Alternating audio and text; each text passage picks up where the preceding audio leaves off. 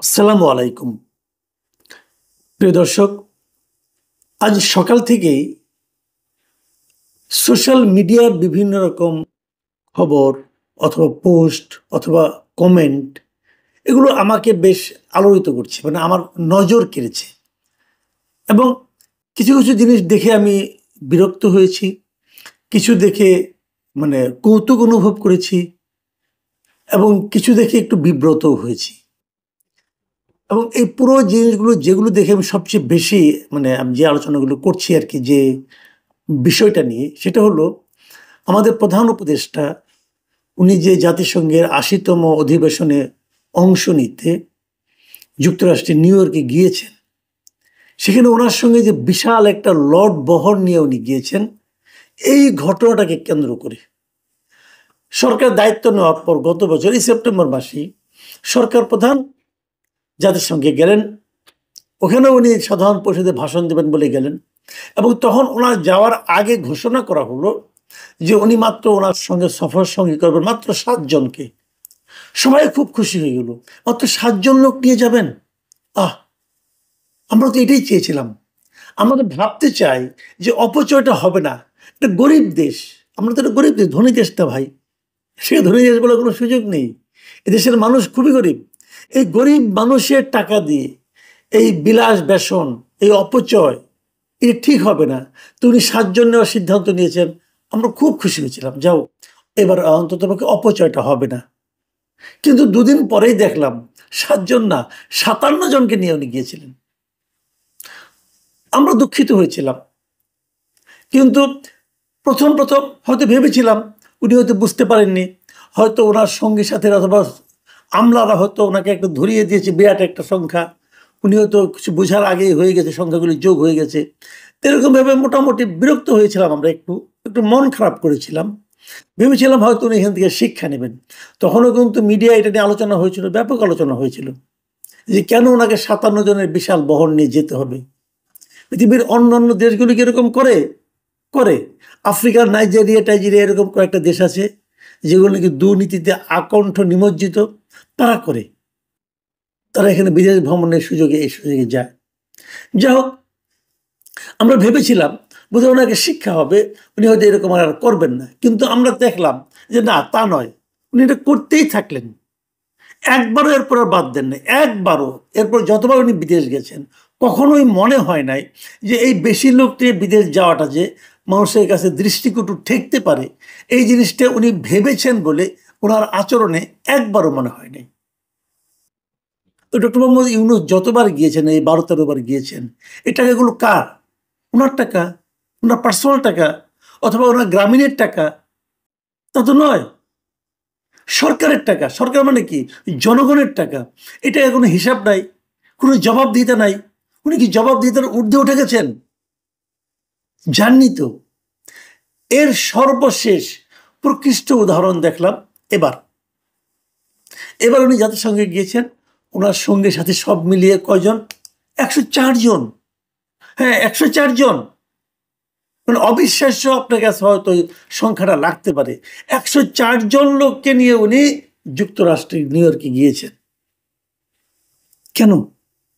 কি করবে এই ১০৪ জন সেখানে যেয়ে? আমি বুঝতেই পারি না। আপনারা দেখুন, কেবল আমি একটা কথা বলি আপনাদেরকে। আপনারা দেখলে অবাক হয়ে যাবেন। ওখানে ওনার ২ কন্যা গিয়েছেন। ১ কন্যা ওখানেই থাকেন, আরেক কন্যা, ২ কন্যা ওখানে আছেন। তারা কিন্তু আমাদের সরকারের টাকায়, আমাদের জনগণের টাকায় এই কয়দিন হোটেলে থাকবেন। 5 স্টার হোটেলে অবশ্যই। যে হোটেলের ভাড়া হবে, প্রতি রাতের ভাড়া মিনিমাম ২-৩ লাখ টাকা হবে। বেশিও হতে পারে। উনি যে লন্ডন গিয়েছিলেন তখন তো আরো বেশি ছিল। তো ২ কন্যা গিয়েছেন।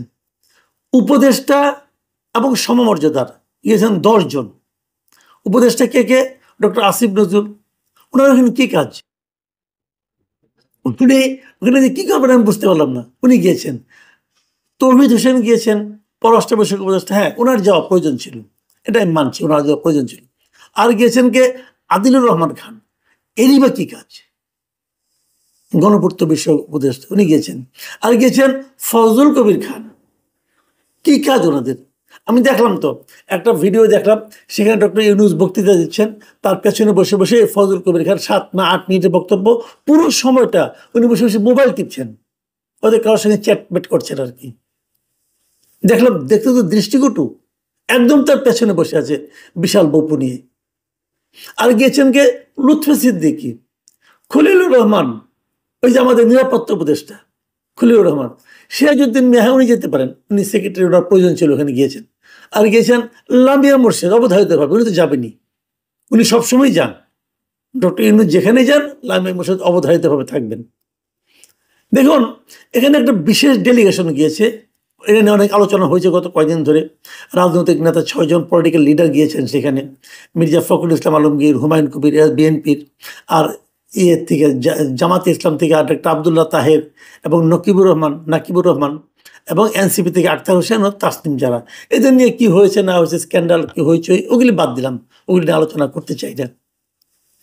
এর সঙ্গে আরও ছিলেন প্রধান উপদেষ্টার অফিসের সিনিয়র কনসালটেন্ট মোস্তাইন বিল্লাহ।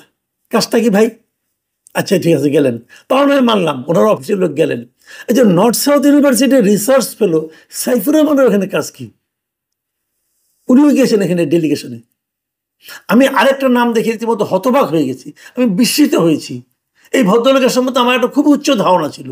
ইনি হচ্ছেন দৃক গ্যালারির এমডি মিস্টার শহীদুল আলম। তাই আপনি এখানে কেন গেলেন ভাই? আপনি কি কাজ বোঝান তো আমারে। এই আমাদের প্রধান উপদেষ্টা এই যে সাধারণ পরিষদে ভাষণ দেবেন, সেখানে দৃক গ্যালারি শহীদুল আলম সাহেবের কি কাজ থাকতে পারে? আমি শহীদুল আলম সাহেব নিশ্চয়ই ফিরবেন, ওনাকে আমি খুব সবিনয়ে জানতে চাইবো, ভাই আপনার কি কাজ? আপনাকে তো আমি অন্যরকম মনে করতাম। অনেকে আছে কিন্তু, অনেকে দেখি, আমি দেখেছি অনেক বিখ্যাত লোকদের দেখেছি, মনে করেন বছরের মধ্যে, মাসের মধ্যে 4বার 5বার বিদেশ যায়। তারপরও না, একটা বিদেশ যাওয়া যদি মাগনা একটা ট্রিপ পায়, লাফায় ওঠে যে আমি যাবো, আমি যাবো। এগুলি কি সেই ধরনের কোনো রোগাক্রান্ত নাকি এরা? আমি বুঝতে পারি না। পররাষ্ট্র মন্ত্রণালয়ে গেছেন 13 জন। আচ্ছা ঠিক আছে, এটা যেতে পারে, পররাষ্ট্র মন্ত্রণালয়ে কাজ থাকতে পারে, তো ওরা তো ওখানে ওনার উপদেষ্টাই আছে। আবার 13 জন লোককে যেতে হবে, কর্মকর্তাকে, সরকারি কর্মকর্তাকে, কেন? বিদায়ের কথা মনে আছে, যিনি বিদেশ থেকে আমাদের প্রচুর বিনিয়োগ নিয়ে আসবেন বলে অনেক কিছু সম্মেলন করলেন, হ্যাঁ, অনেক লোককে আনলেন, লাফায় লাফায় কথা বললেন, এই আশিক চৌধুরী, উনিও গিয়েছেন।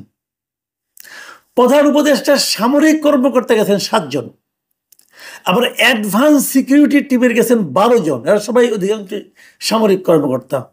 আর ওনার সঙ্গে অ্যাকম্পানিক সিকিউরিটি টিম হিসেবে গেছেন 7 জন। কয়জন হলো? 26 জন। ভাই সিকিউরিটির কি কাজ ওখানে ওনাদের? আমি বুঝতে পারলাম না। যখন কোনো রাষ্ট্রপ্রধান বিদেশ থেকে যায়, আমাদের সিকিউরিটি পার্সোনাল যারা তাদের সঙ্গে থাকেন, তারা কি অস্ত্র বহন করতে পারবেন? দিবে ওরা?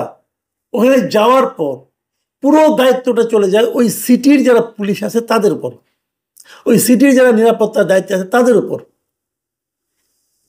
তাহলে এদেরকে এত লোককে নিতে হবে কেন? ওনারা কি সিকিউরিটি দিবেন? ডক্টর ইউনূসকে আগে কখনো যান নাই? বহুবার জীবনে গেছেন, ওনার সিকিউরিটির দরকার পড়ছে? আচ্ছা, প্রেস এবং মিডিয়ার কথা ভাবুন। এখানে মানে ওনার যেটা প্রেস উইং আছে, সে প্রেস উইং এর পুরো টিম গেছে এখানে, 6 জন 5 জন। তা প্রেস উইং এর 5 জন লোকই গিয়েছেন কেন?